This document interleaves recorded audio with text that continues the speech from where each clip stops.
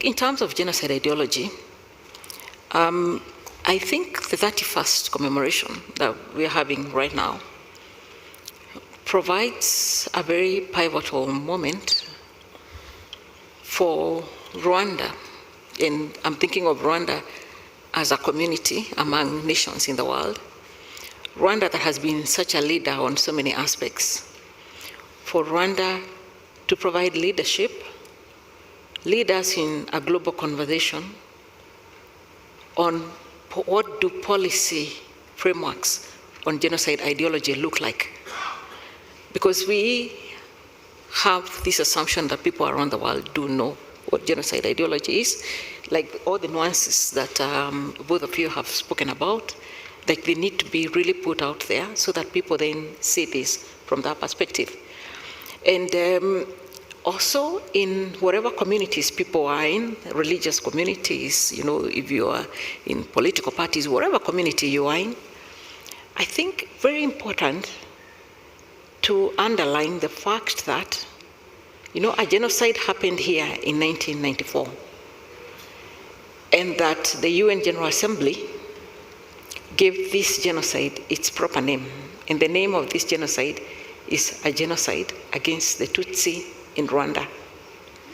So important to pass this information to communities that we all are in.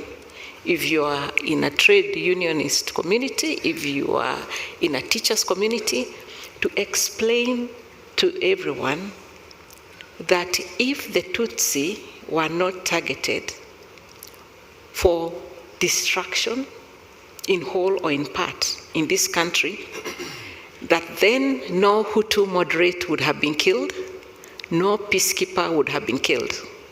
They were killed because the peacekeepers, the Hutu moderates, anyone who was not Tutsi, was killed because they were standing in the way of the complete annihilation of the Tutsi community. So if you're still using the words Rwandan genocide in official communication, in whatever you are doing, in normal conversation, then know that you are speaking the language of the perpetrator, you are speaking the language of the denier. So it's absolutely important that we call this genocide for what it is. If we are to speak to our humanity, the humanity that made us all say never again, and we hope this never happens anywhere again, and we know it happens again, let's call what happened, what happened. We call the Holocaust, we must call this genocide by its proper name. Its proper name is a genocide that happened against the Tutsi in Rwanda. And then in terms of communities as well, thinking of what is going on, for example, in this genocide ideology that is spreading, we are not looking at the bigger picture of artificial intelligence. What does it mean when all these false narratives keep being put out? When all these media houses, very strong media houses, are putting out false narratives on exactly what is happening? What does it mean when, again, we start blaming victims for what happened to them? What then does it mean for artificial intelligence? It means that artificial intelligence will pick up those lies, and before we know it, then this will be considered as the truth. So we have to be very, very, very, we have to form a community amongst ourselves in terms of ensuring that the right ideology goes out, and that's not the genocide ideology, it's the fact of what exactly happened in this country. You know, in my previous occupation, in my previous position, I engaged a lot with the communities in Bosnia-Herzegovina, and the genocide deniers of Srebrenica borrowed from the Holocaust deniers. And the genocide deniers of the genocide against the Tutsi in Rwanda, they also borrow from Holocaust deniers. Look at the arguments that they make that Florida has outlined about numbers, about when, you know, all those kind of things, and you see the similarities. And so, really, we must come together as a community that understands what genocides do, and that genocides are specifically targeted to specific people, and that those people are not targeted because they are deserving of genocide, but it's because this ideology has been built against them. So we must understand that there are people who wake up every day and what they are just putting out is denial. They are putting out inversion. They are trivializing the genocide. So we have all the legal frameworks that we've mentioned about. The African Union's Constitutive Act is very clear in terms of prevention of genocide. We have the ICGLR protocols that I mentioned earlier that require that every country in the Great Lakes region must have a committee to prevent genocide. We have all these laws and legislations, the UN, all these international bodies have all these laws. However, we must put it to ourselves as communities in terms of how do we make all this operational? How do we make this, how do we make this come down to the ground? And then, very important, because we are here for the 31st commemoration, very important that we speak to one of the places where the ideology is so prominent, and of course I'm speaking about the DRC. It's extremely important, and Florida, when you say that young people are now the ones who are being involved in genocide denial, how much do these young people know in terms of facts? Because we have to counter, we know the way the circle of socialization works. When a young child is growing up, they get their information from their families. And unless that information is countered by schools, is countered by media institutions, is countered in other spaces, they will continue going on with this information.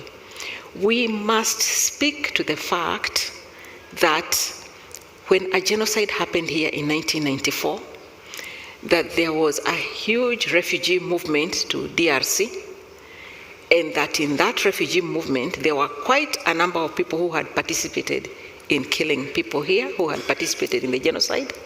And those people haven't been brought to account. We must speak to that. We must also speak to the fact that M23 did not exist before the 1994 genocide. That M23 began to exist when this mass movement of people went there.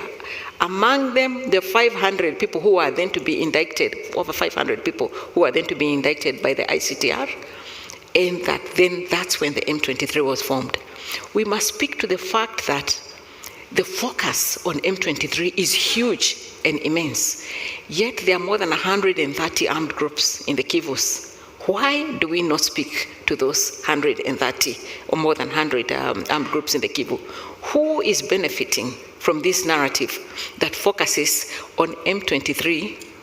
And we must also speak to the fact and not be afraid of the truth, because the truth is also that among those more than 100 armed groups, M23 is the only one that is fighting for survival. It's the only group that is fighting against an ideology. There are no other ideologies against these other armed groups. So unless we ensure that we speak facts, then it becomes almost impossible to counter what we are seeing in front of us. And so then that brings me to, what did Rwanda do when the world abandoned Rwanda to itself?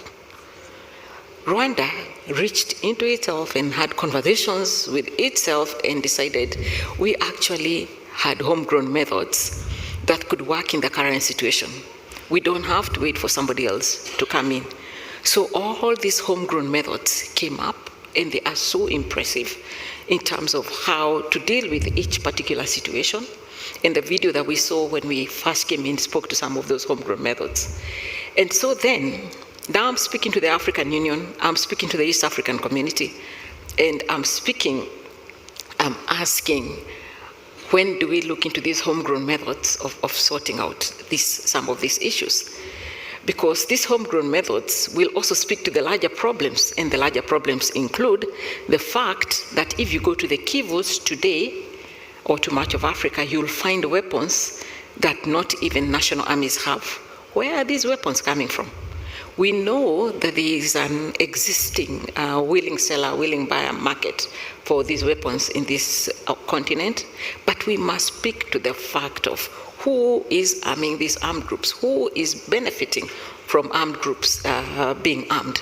So we must speak to those facts.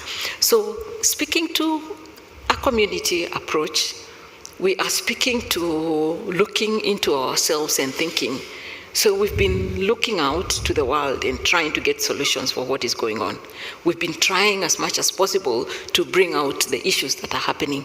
We've been trying to bring out these narratives, and when I say we, I'm speaking about the fact that even I, in my previous position, the things I'm saying now, I said them. I used to put out statements and say, this is what is happening. But then, the larger aspect of that speaks against the truth, that is what we must speak against, because we really must tell the truth. And let's never again means nothing. We must tell the truth. And as I said earlier, that communities who've already been targeted for genocide are 3 times likely to be targeted again. The stereotypes exist. You've heard the explanation that if you stand on a street in Europe and talk about cockroaches, nobody will understand. But those who are being called to action will understand that this is the moment to go again for a community that's been targeted for genocide. So we must reach into ourselves. This is the year 2025. We must remember what it felt like after the genocide in 1994 and ask ourselves honestly, what is it that made those who do not speak for the Tutsi today not speak for them? Really ask yourself that question. Really ask your governments that question. Really ask your governments, what is this that makes it possible to stand with perpetrators of genocide? Why would any government stand with perpetrators of genocide?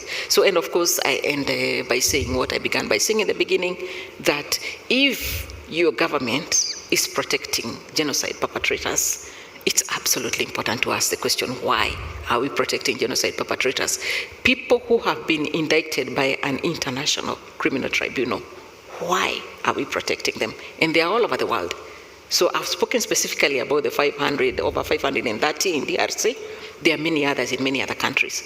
And we must really, really, really ask of ourselves questions. How meaningful can the 31st commemoration of the genocide against the Tutsi be if we cannot speak to the fact that we have allowed perpetrators to live free, we have allowed perpetrators to continue the genocide ideology, we have allowed narratives that are completely false to be put out against a victim community. You cannot not talk about genocide denial. And then, Professor Gregory Stanton, who we were actually here with not so long ago, he came up with that list of what happens when a genocide is being planned, and his last, number 10, is a genocide denial. So it is, of course, expected that when you plan something of the magnitude of genocide, that then you will deny. So what we did, we came up with the first paper policy by the UN that linked Holocaust and genocide denial. It's available. If you look for it online, it's there. It speaks very specifically to recommendations of what the UN can do, what member states can do in terms of this whole aspect of denial. But I must say that the other thing that needs to happen is it's really a consistent remembrance by UN officials especially on the reasons why the UN was created in the first place, because it was created after the Second World War on the never again call. The office that I led itself was created because of what happened here, of the genocide against the Tutsi in Rwanda. And actually, in the letter that was written by the Secretary General to the Security Council, then Kofi Annan, it says, to avoid a repetition of the genocide that happened against the Tutsi in Rwanda, then we need this kind of office. So the mechanisms are there. The UN has the frameworks, the mechanisms, it has the offices, but of course much, much more needs to be done. Political will by member states, because as I think, Alex mentioned responsibility to protect. Ultimately, for responsibility to protect to happen, the Security Council has to make a decision. And that decision is the veto powers in the Security Council.